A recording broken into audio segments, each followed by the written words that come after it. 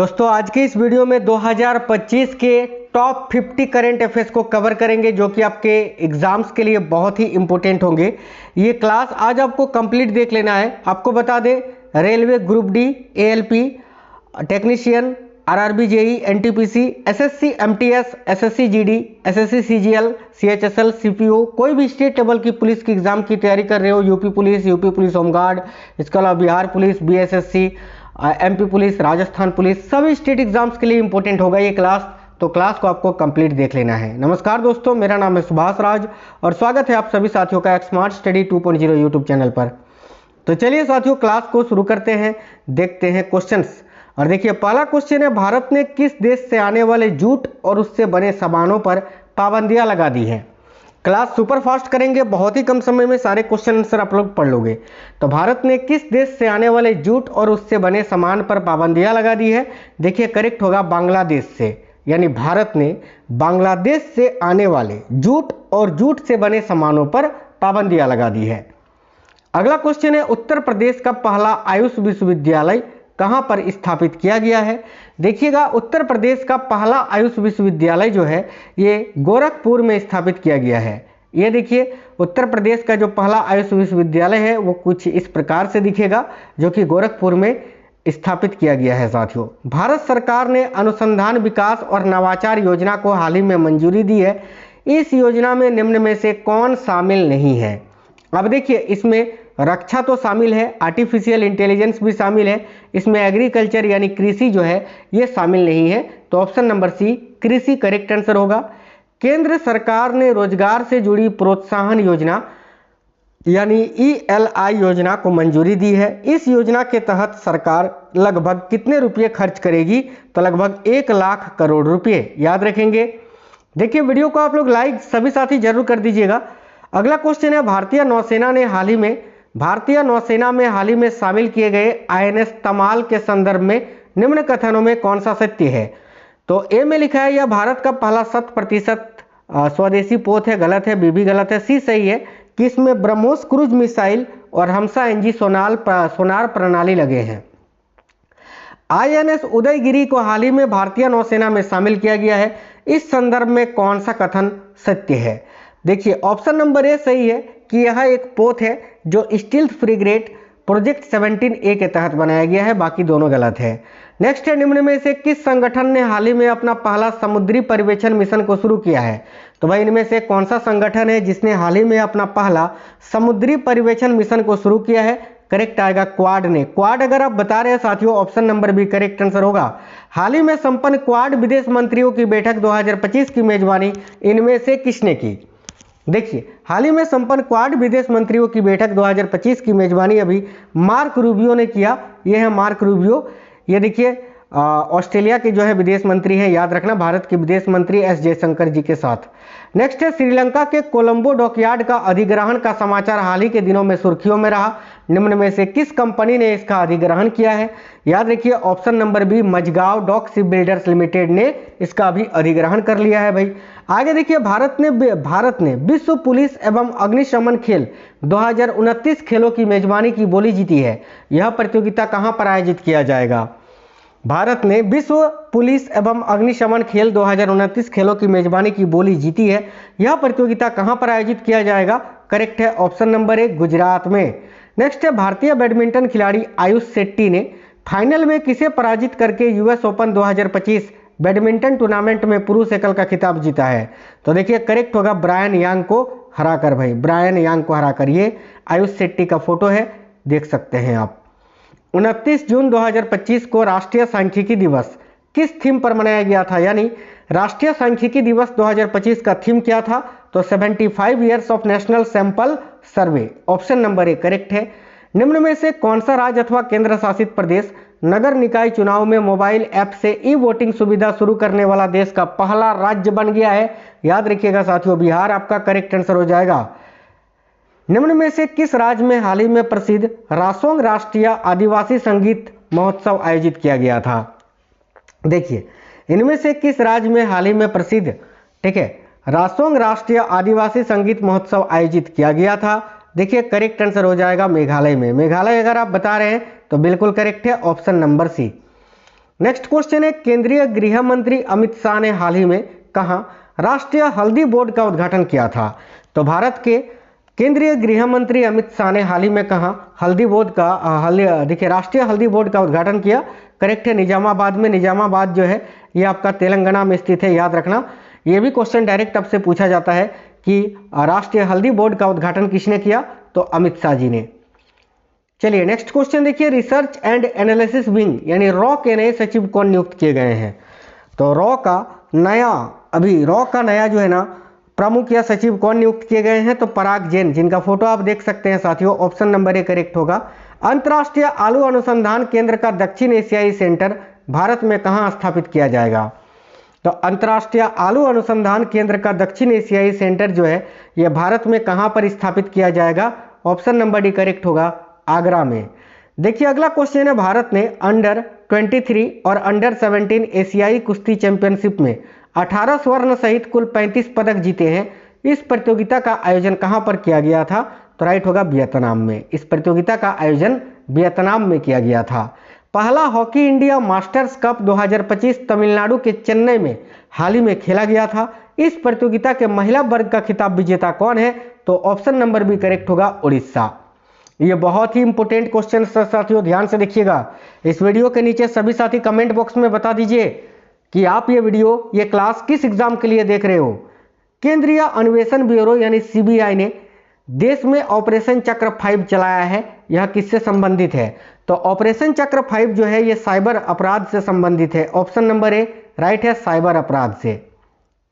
अगला क्वेश्चन है, भारतीय निर्यात आयात बैंक यानी एक्जिम बैंक ने हाल ही में नई दिल्ली में व्यापार सम्मेलन 2025 आयोजित किया था।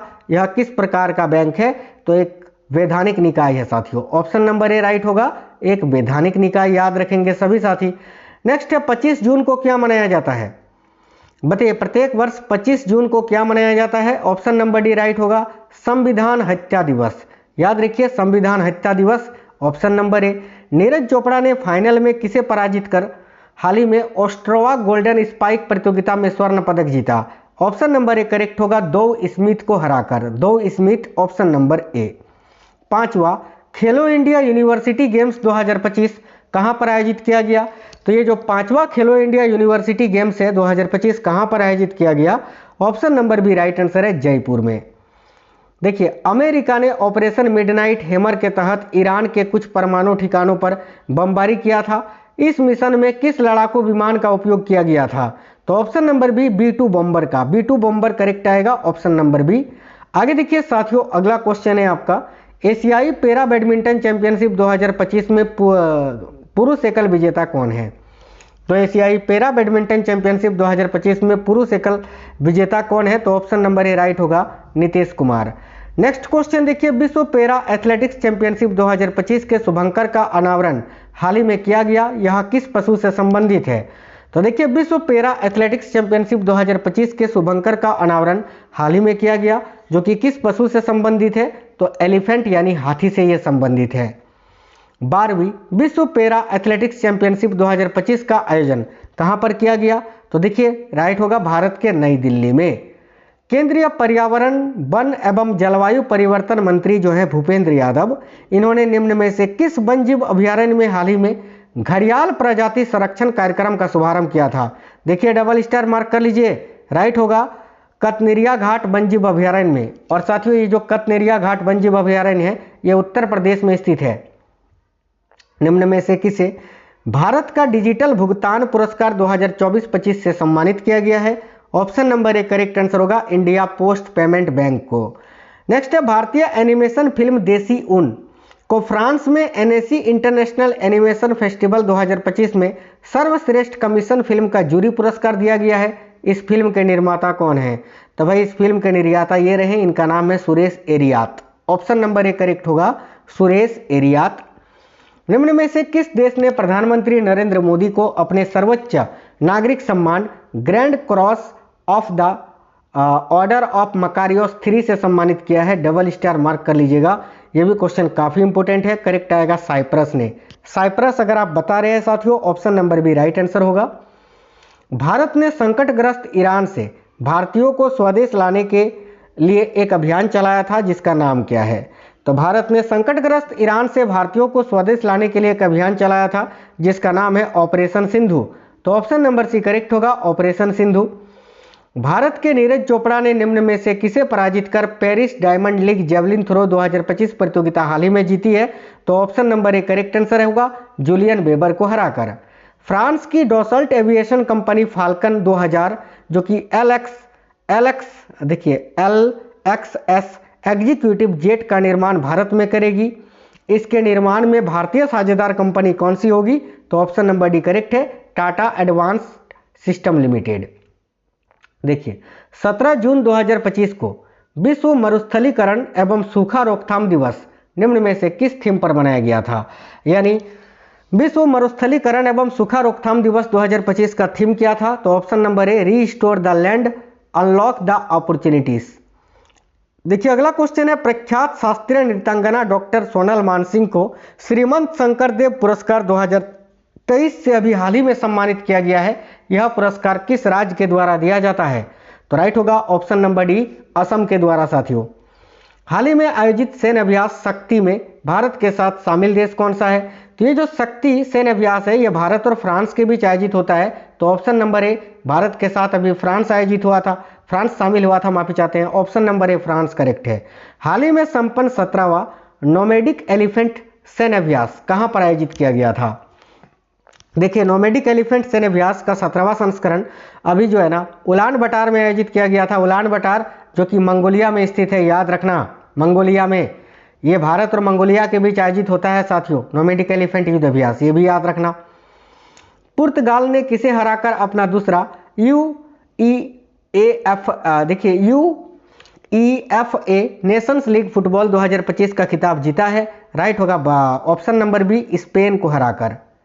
अगला क्वेश्चन देखिए, विश्व बैंक ने जून 2025 में जारी नवीनतम वैश्विक आर्थिक संभावना रिपोर्ट में 2025-26 में भारतीय अर्थव्यवस्था के लिए वृद्धि दर अनुमान क्या रखा है?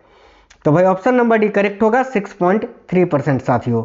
आगे देखिए, भारत में हाल ही में संयुक्त सैन्य अभ्यास टाइगर क्लॉ का पहला संस्करण आयोजित किया गया था। इसमें शामिल होने वाला देश कौन सा था? तो राइट आंसर होगा अमेरिका। ठीक है, अमेरिका शामिल हुआ था। अहमदाबाद से लंदन जा रहे एयर इंडिया की उड़ान संख्या AI 171 दुर्घटनाग्रस्त हो गई थी। यह विमान कौन सा था? तो बोइंग 787 भाई, याद रखेंगे, बोइंग 787। कोको गफ ने निम्न में से किसे पराजित करके फ्रेंच ओपन टेनिस 2025 का खिताब जीता है? डबल स्टार मार्क कर लीजिए, करेक्ट आंसर हो जाएगा आरियाना सबालेंका को हराकर। अगला कहें, फ्रेंच ओपन टेनिस 2025 में पुरुष एकल विजेता कार्लोस अल्कराज ये किस देश के हैं? ये है कार्लोस अल्कराज जिन्होंने फ्रेंच ओपन टेनिस 2025 का पुरुष एकल का खिताब जीता है और ये स्पेन के हैं। Spain option number B right answer हो जाएगा। निम्न में से किस भारतीय क्रिकेट खिलाड़ी को हाल ही में ICC के प्रतिष्ठित हॉल ऑफ फेम में शामिल किया गया है? बहुत इंपॉर्टेंट क्वेश्चन है। ऑप्शन नंबर ए करेक्ट होगा, महेंद्र सिंह धोनी को।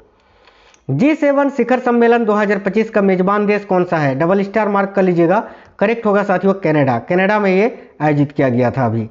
आगे देखिए, हाल ही में संपन्न इंडियन प्रीमियर लीग यानी IPL 2025 के संदर्भ में निम्न में से कौन सा सही रूप से सुमेलित है? तो भाई देखिए, ए में लिखा हुआ है ऑरेंज कैप का खिताब साई सुदर्शन ने जीता, जो कि बिल्कुल सही है भाई। ठीक है, ये नहीं।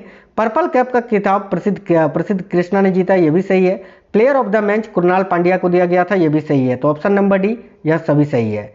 दक्षिण कोरिया के 14वें राष्ट्रपति के रूप में किसने शपथ ली? तो देखिए, हाल ही में दक्षिण कोरिया के 14वें राष्ट्रपति कौन बने हैं? तो साथियों ली जे-म्यांग, ये रहे ली जे-म्यांग, ऑप्शन नंबर ए। अंतिम क्वेश्चन है, अंतर्राष्ट्रीय वायु परिवहन संघ की 81वीं वार्षिक आम बैठक हाल ही में आयोजित की गई थी, कहां पर, ये आपको बताना है। तो राइट होगा ऑप्शन नंबर बी, नई दिल्ली में। मैंने बिल्कुल ही सुपर फास्ट तरीके से ये सारे क्वेश्चन आंसर आपको करा दिया। तो साथियों आप हमें कमेंट बॉक्स में जरूर बताइएगा ये क्लास आप किस एग्जाम के लिए देख रहे थे। वीडियो को लाइक जरूर करिएगा और अगर कोई भी साथी पहली बार क्लास में जुड़े हैं तो चैनल को सब्सक्राइब कर लीजिएगा। मिलेंगे आपसे नेक्स्ट वीडियो में। जय हिंद साथियों, वंदे मातरम।